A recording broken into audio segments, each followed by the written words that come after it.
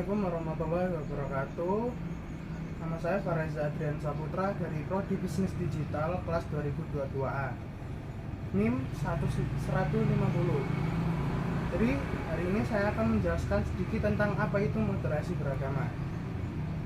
Jadi yang pertama, pengertian moderasi sendiri adalah kata moderasi berasal dari bahasa Latin yaitu moderatio, yang berarti kesedangan, tidak kelebihan dan tidak kekurangan. Menurut KBBI atau Kamus Besar Bahasa Indonesia, moderasi memiliki dua pengertian, yakni satu, pengurangan kekerasan, dan dua, penghindaran keekstriman. Secara umum, moderat berarti mengedepankan keseimbangan dalam hal keyakinan, moral, dan watak, baik ketika memperlakukan orang lain sebagai individu maupun berhadapan dengan negara. Selanjutnya, apa itu moderasi beragama?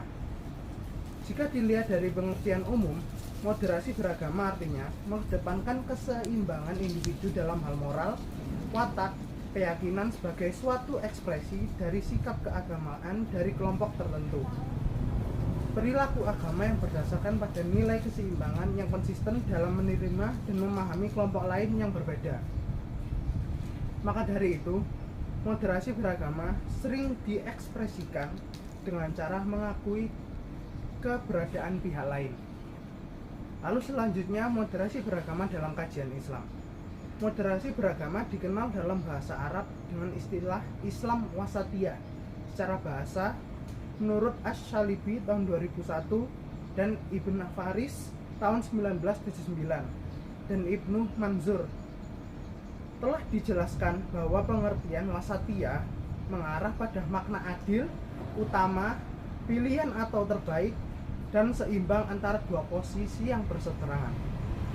Dalam kajian Islam secara akademik, Islam wasatiyah juga disebut justly balanced Islam, the middle path atau middle way, dan Islam sebagai balancing power untuk memainkan peran pengimbang. Pemaknaan ini menunjukkan bahwa Islam wasatiyah mengedepankan pentingnya keadilan dan keseimbangan serta jalan tengah agar tidak terjebak pada sikap keagamaan yang ekstrim. Balance Islam, the middle path atau middle way, dan Islam sebagai balancing power untuk memainkan peran pengimbang. Pemaknaan ini menunjukkan bahwa Islam wasatiyah mengedepankan pentingnya keadilan dan keseimbangan serta jalan tengah agar tidak terjebak pada sikap keagamaan yang ekstrim. Baik, selanjutnya nama saya Muhammad Iqbal Malik, Prodi Bisnis Digital kelas 2022A, NIM 180. Setelah kita mengenal apa pengertian moderasi beragama, kita harus tahu prinsip-prinsip dasar moderasi beragama. Prinsip yang pertama yaitu prinsip keadilan. Prinsip keadilan memiliki posisi yang sangat penting dan utama dalam kaitannya dengan beberapa makna lainnya. Secara bahasa, keadilan lebih dikenal dengan istilah i'tidal yang memiliki arti lurus dan tegas. Maksudnya adalah menempatkan sesuatu pada tempatnya dan melaksanakan hak dan memenuhi kewajiban secara proporsional. I'tidal merupakan bagian dari penerapan keadilan dan etika bagi muslim. Prinsip yang kedua adalah prinsip keseimbangan.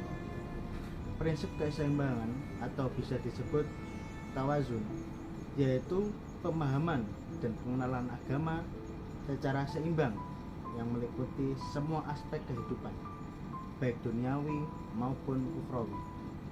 Tegas dalam menyatakan prinsip yang dapat membedakan arti ihraf, memiliki arti penyimpanan, dan ikhtilaf yang memiliki arti perbedaan.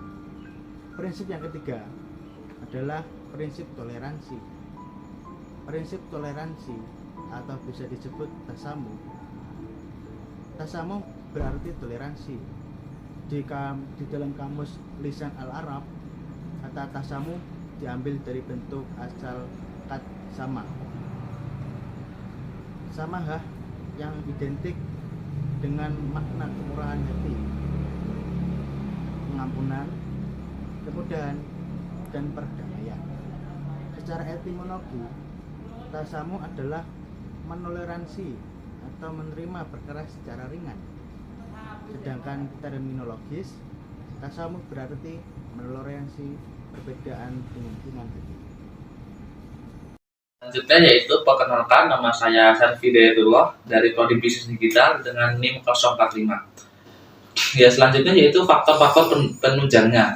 M. Quraisy Shihab menyebutkan bahwa langkah-langkah dalam mewujudkan modera beragama antara lain yaitu yang pertama, yaitu pemahaman yang benar terhadap teks-teks terperinci Al-Quran dan Sunnah dengan memperhatikan maqasid al-syariah atau tujuan kehadiran agama. Dan yang kedua yaitu kerjasama dengan semua kalangan umat Islam dengan hal-hal yang disepakati dan bertoleransi dalam perbedaan serta penghimpunan antara kesetiaan terhadap sesama mukmin dengan toleransi terhadap non-muslim. Nah, yang ketiga yaitu menghimpun dan mempertemukan ilmu dan iman, demikian juga kreativitas material dan keluhuran spiritual, serta kekuatan ekonomi dan kekuatan moral.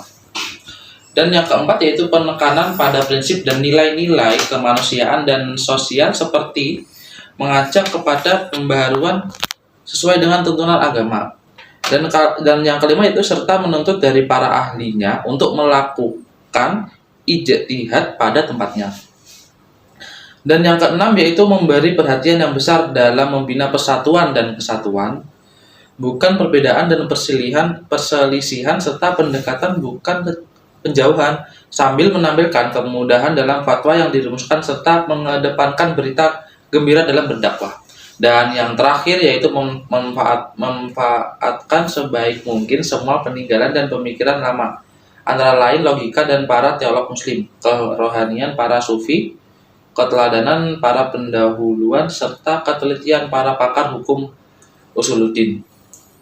Sekian, terima kasih.